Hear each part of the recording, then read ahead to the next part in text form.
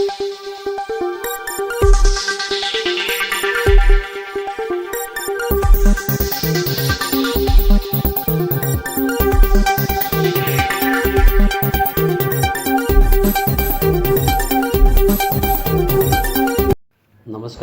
Asian news चॅनलमध्ये आपले स्वागत आहे.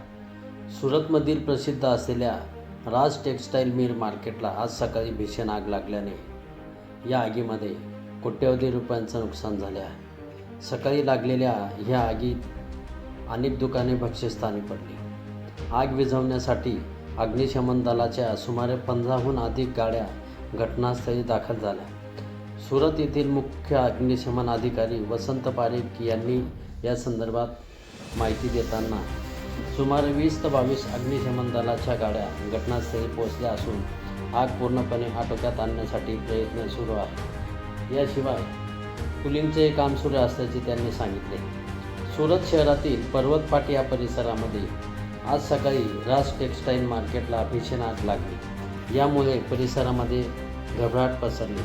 8व्या मजल्यापर्यंत दुकाने जळून खाक झाली. या आगीमध्ये 20हून अधिक दुकाने जळून भस्मसात झाले आहेत.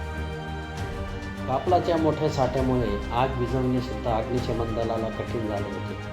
आगीमध्ये कोट्यवधी रुपयांचे नुकसान झाल्याचा अंदाज आहे. आगीची तीव्रता लक्षात घेऊन अग्निशमन दलाने परिसर बंदिस्त केला होता. सुमारे 150 अग्निशमन दलाचे कर्मचारी या ठिकाणी बचाव कार्यामध्ये गुंतले. सुदैवाने अजूनपर्यंत कुठलीही जीवितहानी झाली नसल्याचे वसंत यांनी सांगितले.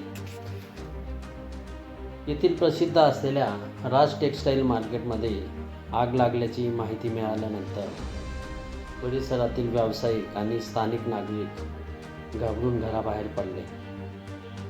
अग्निशमन नियंत्रण कक्षाला सकाळी या संदर्भात माहिती मिळाल्यानंतर तातडीने परिसरातील अग्निशमन दलाचे कर्मचारी आणि वाहनं घटनास्थळी जमा झाली.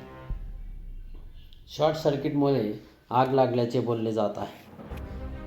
या आगीमुळे संपूर्ण सुरत शहरामध्ये खळबळ उडाली आहे.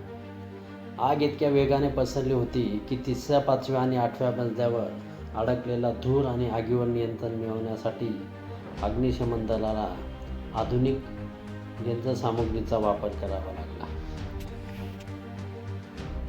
येथील प्रत्यक्षदर्शींनी विद्युत वायरिंगमुळे या ठिकाणी शॉर्ट सर्किट झाल्याने आग लागल्याचे नागरिकांचे म्हणणे आहे. मात्र या घटनेत अनेक व्यावसायिकांची दुकाने भस्मसात झाल्याने मोठा आर्थिक भुर्दंड त्यांना सहन करावा लागणार आहे. एशियन न्यूजसाठी प्रतिनिधी सुरत. धन्यवाद.